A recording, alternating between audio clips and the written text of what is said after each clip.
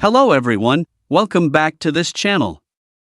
In this video, I will show you the easy and clear steps on how to turn off include videos in camera uploads on Dropbox application.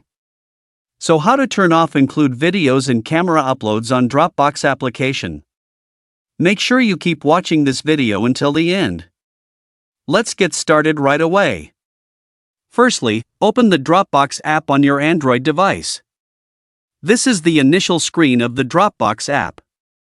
Next, tap the settings icon at the top right. Tap Camera Upload. And tap Include Videos. So that's it, tutorial how to turn off include videos in camera uploads on Dropbox application. Thank you for watching.